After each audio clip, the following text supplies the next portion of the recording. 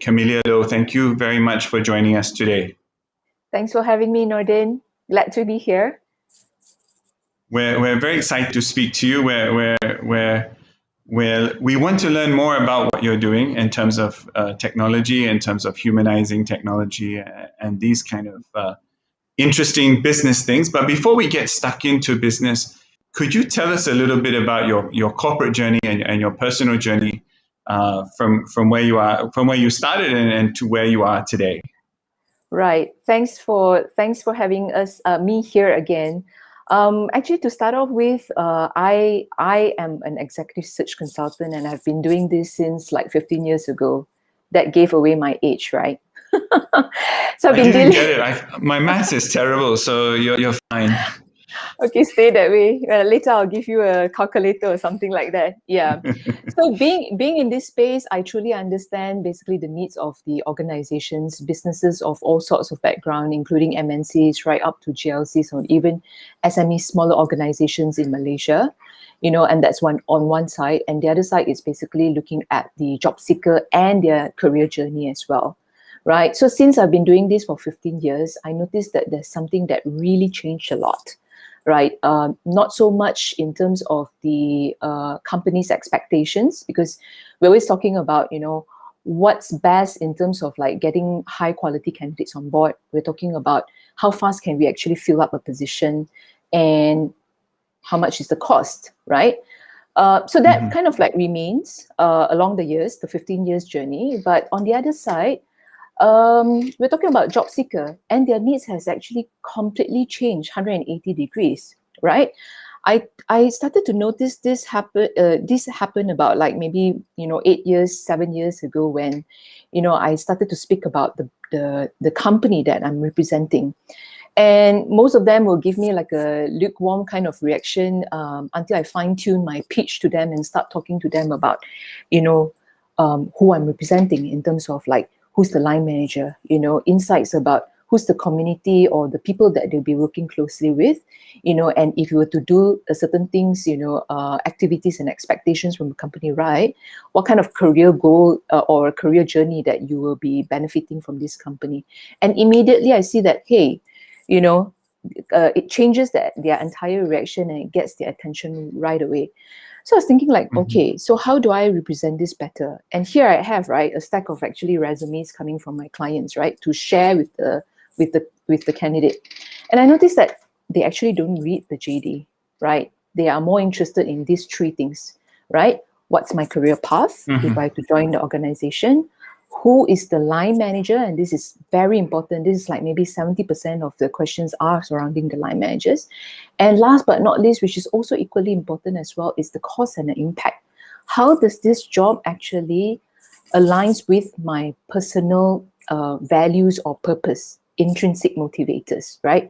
So all of us have got our own intrinsic motivators. Some could be, earning sufficient money so that they have a happy family, they could foot the bills and whatnot.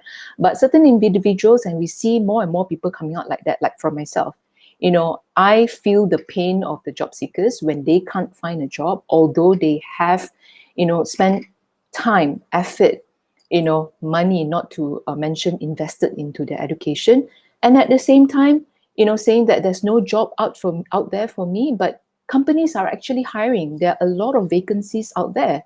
So what is the gap today, right? So I come to realization that, hey, the needs of the job seeker has changed, but it is actually not represented in today's recruitment process.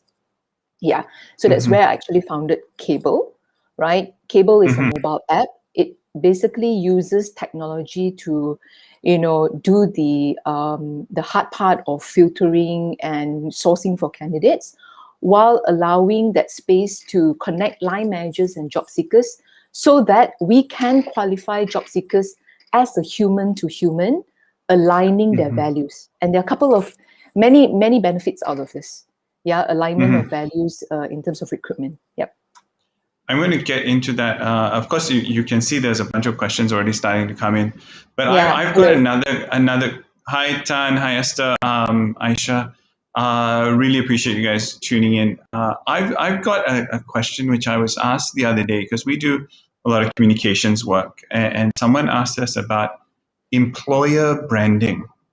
Okay, so this idea of like employer, I was like, employer branding, this was a few years back, and I was like, oh, what an interesting idea, because they want to attract the right kind of talent. And for me, and I was thinking of, there's some very interesting cases of, okay, employer branding, but I didn't see that very successfully done yet. But I saw a lot of like really cool bosses in that sense, really cool like CEOs, or I want to work for this guy, I want to work for that guy. And it almost didn't relate to what the company was doing, and I'm kind of hearing some of that there with what you just said. Is that the case, that people are in a sense, people should be attracted to people, right? I mean, this is the reality, but what are you finding in this kind of dynamic? Okay, may I know then, in your terms, what do you mean by employer branding? So as a person, how do you consider, what is the effect of actually employer branding? Well, for me, it's like, okay, are you like, I want, like, the company said, look, we want to be able to attract the top talent to us.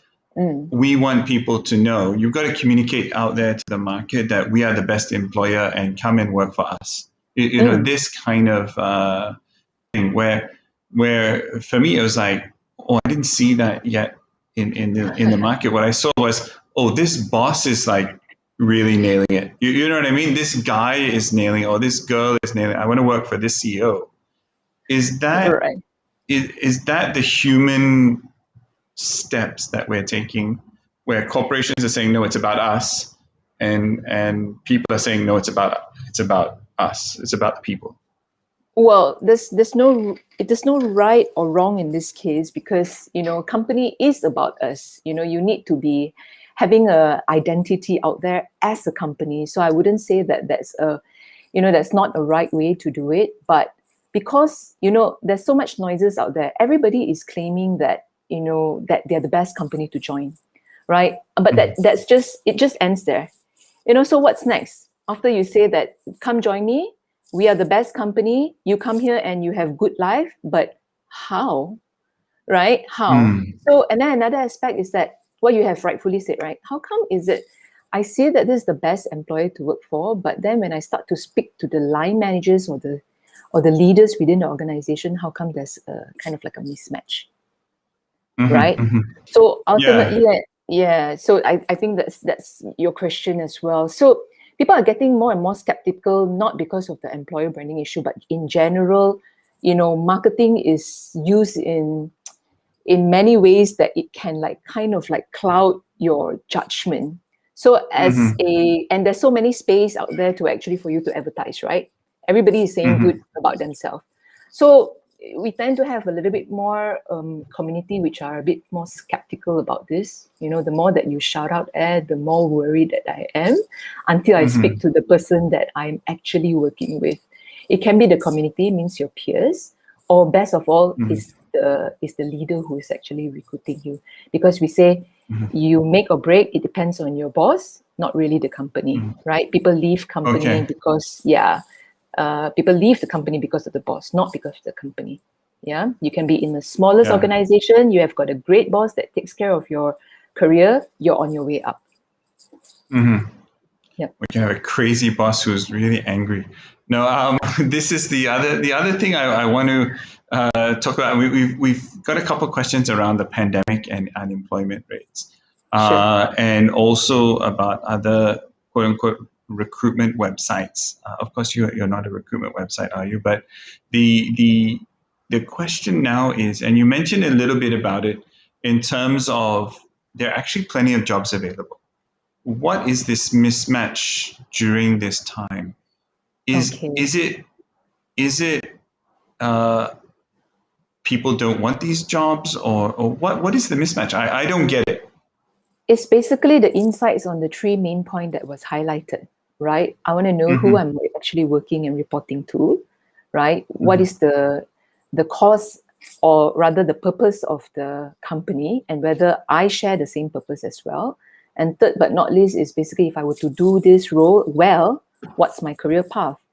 And it's not reflected on the JD. You know, a JD has got a long list of stuff of what they describe the job as, but it has got nothing for the job seekers to extract from there, right? And plus, we are now in the mobile era, you know, and we kind of like do everything on the go. When you need to read JDs, you actually need to give your 100% attention reading that long list of JD seated right in front of the desktop.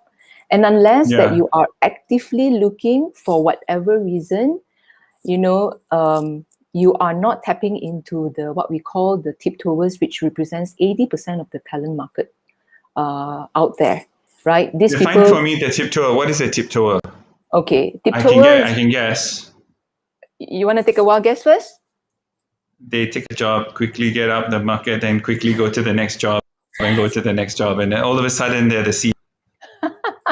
So no, In their not dreams. Okay. Not that. Okay. So in the definition of a tiptoer is as such, all right? These people are actually open to consider jobs, right? But they must know what is the compelling reason. Why should they step out from their comfort zone to come join you? So these people may be average worker, average performer, or even, you know, high performers in the market. And so in the past 15 years, I've been dealing with the passive candidates, these tiptoers that I define as, right? I have to do manual calls, call them up, tell them, you know, about the line manager and their vision and their goal and what is expected out of you. And if they do see that these are learning potentials for them, right, and it kind of like sit in within their intrinsic motivator, it could mean that, oh, if I were to take this job, means that I'll be working on the access for COVID, for example. I want to be in this trying to save the nation, right? So this person will generally will be more interested, right? Yeah. So this is the mismatch that we were talking about earlier, right? Okay. Now we promised everyone to talk about technology, and I know you guys have been working on some technology. Tell us about how Kabel works. What was your inspiration, and why does it work? Is kind of why I'm interested. Right. I'm actually not the best person to speak on technology itself. I've got a CTO that helps me enable, you know, my workflow and thoughts into this platform. Okay, so technology space, right? We have a lot of actually software companies out there that is already managing the recruitment process, right? They're called, some of you may know that there's machine learning, there's AI involved. There's also this thing called ATS that basically tracks, you know, how well you write your CV. It could be in the matter of the format. It can be also in terms of like the keyword search and all that. So we design Kabel based on a very different thing. It's not keyword searching, but also we are talking about skills matching as the basic fundamentals and algorithm behind Kabel. What it does is that it can help you match automatically, pushing notification of you know, job seekers or even job cuts to you without you having to filter.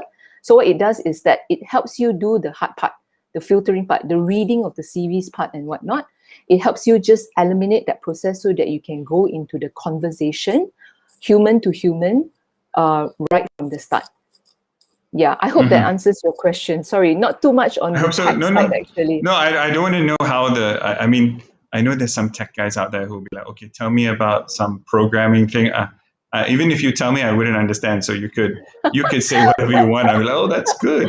But I think it's that, how does it work for me, or how does it work for you know, the head of HR? You know, the head of HR says, look, save me time, save me money, save me the headaches. One of the things that I mean, I haven't, just recently we put out an ad on LinkedIn for interns, and we got like literally, I can say hundreds of replies. You know, it's like kind of like, wow, this is really cool. But then I was like, oh my God, how do I go through all of this stuff? I was like, I thought to myself how clever we are. And then I was like, oops, this is a bigger problem. How difficult is it for people now? Like when we look at what's going on with the pandemic, okay, everyone wants to have the best job. Everyone is chasing these high-end jobs, and high-end people are chasing high-end jobs. And you just get 1,000 applicants or 100 applicants. How do we, as business owners, and as HR people, make the right decisions? Unfortunately, the best way is to actually pick up the phone and speak to each one of them. And some of them you may discover that things are not reflected on their CV. Some people out there could write horrible CVs, but they turn out to be the best employee that you ever hired. And that's a true case. And part of my conventional headhunting business, I do help candidates align in terms of what they should be shouting out in their CVs as well to make them stand out. Not everybody is a good CV writer. Or on the flip side, everybody can go to the website to download the best template ever, right? And that no matter what, it doesn't really reflect. So unfortunately, to answer to your question, it's all the hard filtering that I was referring to, right? Which is quite tough. You're talking about 100 over CVs. You're not going to spend time picking up the phone and speak to them. Yeah, you become brutal. I noticed at the beginning, you're like, oh, everyone is good. And then by number 10, you're like, okay, no, out. And then at the end, you're like, okay, it's like this amazing behavioral process I noticed in myself. That you start in one way, and then by the end of the process, you're a different person. And it's kind of an interesting reality because the poor person who was in the middle, just by pure chance, is like getting hammered in the evaluation process. Yes. But I think maybe that's where technology kind of cuts through the in a sense, even though I'm the guy deciding, but maybe there is human error. And this is where we say, and you were talking, I think, was it Richard Branson who said, don't hire people for their skills, hire people for their attitude. Yeah. How is that just a matter of picking up the phone and let's talk to this person? Or how do we find this in another way? Okay. Picking up the phone and talking to the person can give you all sorts of insights, right? But nailing down on the value fit is another case altogether, right? So on Kabel, the part that we say that we humanize the whole entire recruitment, the product is actually installed with interview guides, or even how do you pitch your value to the job seekers, right? So why do you want to join me, right? What is your intention of joining Kabel, for example? So people who naturally will be a magnet to us are those people who actually feel the pain of, having AI filtering and not treating the job seekers as, human themselves, right? But hiring for value fit is actually a very important approach, in recruiting, because it helps you attract and select, the candidates whose personal values are aligned with the organizations that they are applying for. And as a result, it has a variety of bottom line benefits here, such as engagement, right? Better job performance, higher employee retention rates and whatnot, right? So you don't have to, in other words, day to day, you don't have to like constantly, ask your teammates, like, is there anything wrong? Why do you look like you are disengaged? And so it's a lesser, it's much lesser hand holding, because the source of the energy is actually from their own value, is from themselves. Okay. Right, so you're able to actually flow accordingly. So we put that on Kabel and help line managers become human, right? By just asking them to just type up, why join me? We have questions installed, and then you just need to answer one of those questions. Yeah, so that's important, right? Yeah. Nice. No, I think this is where we're getting to the point where we're understanding why, and when you start to understand why, I think you can dig into deeper set of emotions, a deeper set of understandings. That's right. The other thing I wanted to ask you is maybe not related, but just an idea popped into my head. A lot of things that I tell a lot of young candidates is a lot of people will check your social media feed. Mm. They'll go and have a look at what you've been doing, and what kind of person you are through your social media feeds, and you're smiling quietly. But how much does that happen? What kind of like social media background checking is done for candidates, and at what level? Like, Okay. do we? I'm just curious myself. Okay, you asked a very, very relevant question, totally. So social media kind Mhm. of like, give you a window into looking at the person on the personal values, right? And this is part of the values that we're talking about as well, right? Mhm. I personally, although it is a very useful tool for me, but I do not do it because I know Mhm. that there are a lot. I were talking about. I think if I remember, there was a survey conducted there about like 80%, 90% of the job seekers saying that no, I don't prefer people to actually come pry into my personal space. Yeah. Mhm. So, but it's important, right? So Mhm. for us, Kabel is also marrying that part into the app as well, because Okay. since we want to sort of legalize the checking, because we say that Mhm. you should be the same person at work and at home, right? So as Yeah. part of the app, we also allow you to put in, some of your hobbies, some of the things that mean a lot to you Mhm. into the app, so that line managers or hiring parties do not need to go and seek out secretly everywhere else in your Facebook or what Instagram or whatsoever, and Go still will and be able to like, dig. yeah, gauge who you are as a person. And on Kabel, you can choose to show what you want to actually show to your potential Mhm. employers. Mhm. Yeah. Is there an ethical question here that we need to understand? Is it ethical that we can now dig into your private life? Or is it when we talk about, for us, we talk about crisis management, it's like, oh, you should have known that guy was into da da da da, because if you just look at his Facebook page, and then that's not really the values that our company uh, wants to be renowned for. So who is to blame here? Is it the person who goes and then works for the wrong company, or is it the HR manager who just gets it wrong? No one to be blamed. There's just no space for this person to actually put on the personal side of things that will allow you to get to know me better Hmm. as Hmm. an employee. Yeah, and it's Okay. always it's to answer, it's always unethical to go and try to pry on people's personal pages and whatnot. Like I said, I personally don't do Yeah. it, but I want to Okay. legalize this on Kabel so that you're Hmm. able to choose and pick which one you think that is more relevant to you as an Okay. employee. Yeah. Okay. Cool. Now we've got another question here around from Tan. Generation. Tan, of course, looks quite like a younger person joining the workforce, or about already in the junior part of the workforce. Now we talk about the pandemic affecting the next generation of people going into the workforce.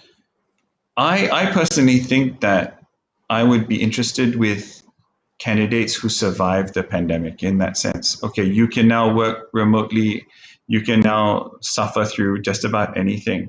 Yep. But is the you know is this new younger generation going to find it harder to get a job, or will they actually find it easier to get a job? I would say that it really depends on how you position yourself, in your resume, or in our case, in Kabel, it's a digital resume, right? There's a space Hmm. in there that allows you to actually, project your professional skills. And it can come from anything, right? So it doesn't matter whether you're a future Hmm. generation, young generation, or old generation. You just need to prove and highlight the point that you're resilient. You're able to actually survive in a VUCA environment, And you could actually extract from anything. And if you have lost your job and started to have a small little entrepreneur, business of food delivery from home, highlight that. I think that the companies out there would appreciate that, like you said, people who knows survival skills. And that's important to actually claim, in your resume. Put it down. As a survival mode, I've actually started a few, businesses to keep our family afloat. And that's one very key thing. There are many, many others strengths or core skills that you can actually highlight as well. So to answer to that, I would say no. Yeah. Okay, cool. I have a bunch of questions, like they're kind of surface level questions, but they start to dig into the technology as well. You see on people's LinkedIn profiles like that green thing that says open to work and this kind of and I've read a lot of research for and against this thing. I mean, I'm personally against it. I think it's the wrong message to send because I think people should come from a position of strength. Like, okay, yes, you are unemployed, but don't go around advertising it. But at the same time, I know the other side of the argument is like, you got to tell people that you're available. So in your professional opinion and dealing with the new realities of technology, how does this equate in terms of getting a new job or the other thing I was thinking of, if you put there open to new work and your boss sees it, I mean, this is another okay, time to fire that one. It's kind of like there's all kinds of things to be discussed here. What is your opinion on this? Actually, FYI, the green thing, I'm open to hire, is only shown to recruiters and HR managers, not your boss. But then again, if your boss happens to stand next to my computer, you will be able to see it. Okay, that's one. Right. Okay, but if you were to ask me, open to hire should not be used as a key selling point, right? Because people should be hired based on values and also their performance. Yeah. So by putting yourself up as open to hire only indicates that you are on the lookout and you're readily available for the next job ASAP kind of thing, and you kind of like attract employers who need just a body in the organization. If I explain that fill that seat, right? Just to get somebody on board. Yeah, just feel that's it. Doesn't matter whether our values are aligned or you are clear of what you're expected to do. Oh, you're readily available next week. Okay, come join me, and there you go. I've got my position filled. Yeah. So short-term benefit, yes, you've got somebody doing your work, but then long-term benefit, long-term is that you probably need to constantly manage the mindset, the thinking, getting this person to be aligned with the company's purpose, which then defeats the whole purpose of actually having a person coming in, right? Yeah. Yeah. Exactly. So Aisha's just asked another question. How has COVID-19 impacted the way companies recruit new talent? And for me, I want to add on to that question. Do you think if they have changed, will that remain the same next year, the following year?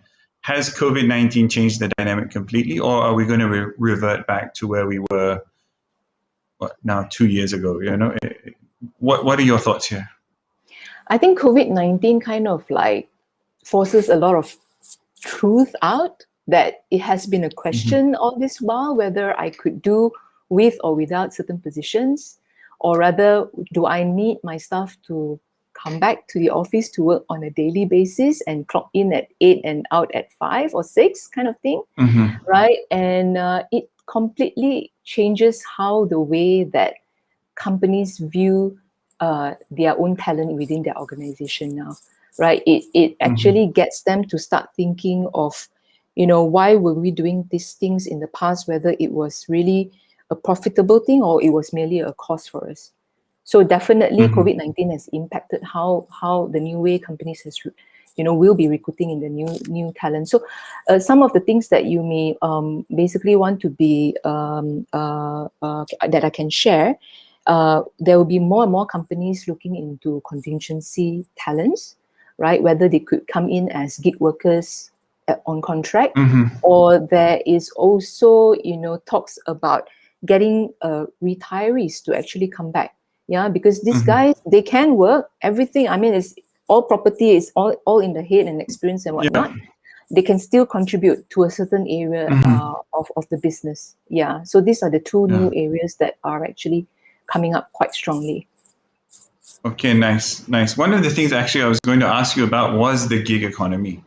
And I've written about this in a couple of my opinion pieces in the newspapers. But for me, I think there's a huge opportunity for the global gig economy to really kick off. And for Malaysians who are highly talented, multiple language skills, we've got good internet, except if you're in certain small pockets of the country, that you're able to access a global marketplace.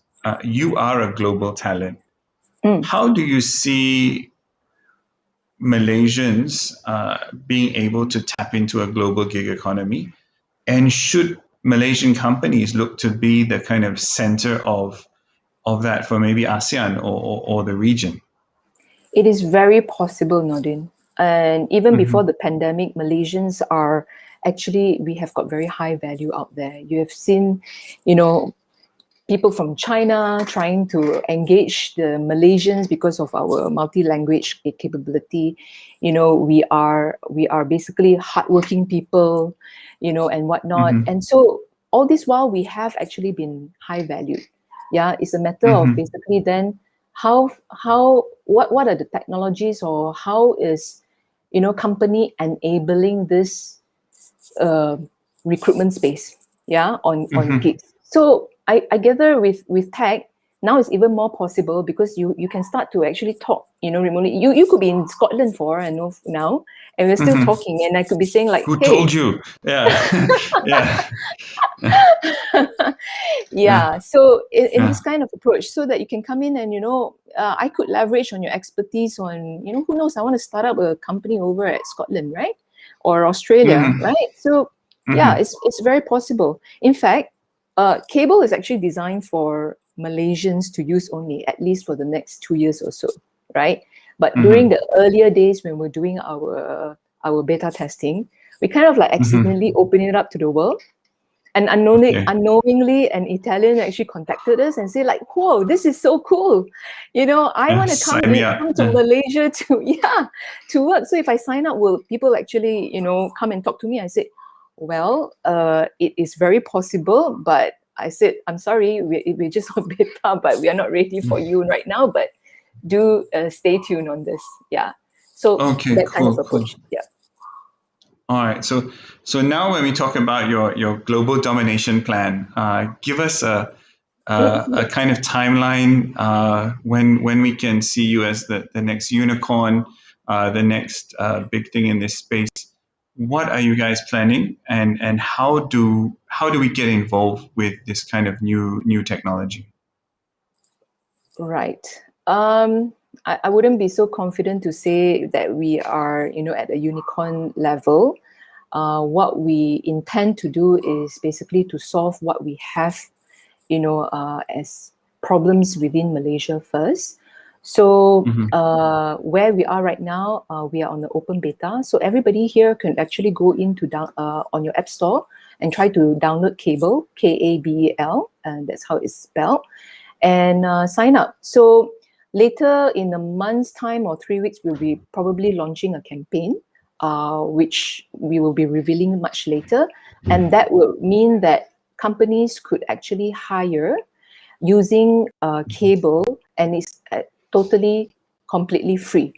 So whoever the job seekers are in there, and especially the ones that are, out of a job at the moment, our tech team is basically trying our best to put you guys at the top of the algorithm to try to assist the situation so that hiring could be done faster than ever, right? So that's going to happen towards the end of this year. And with that, we also would appreciate that, that if there's any feedback on the usability of the app. Thereafter, next year onwards, we will go full blown, and according to economic recovery plan, we foresee that there will be tons of actually users coming in. Once we've actually done and dealt with that in 2023, we are trying to actually cross borders. That's when we will open up the region. Yeah. Okay, nice. Thank you for sharing that rollout plan with us. Of course, it's a very exciting space. There's a lot going on.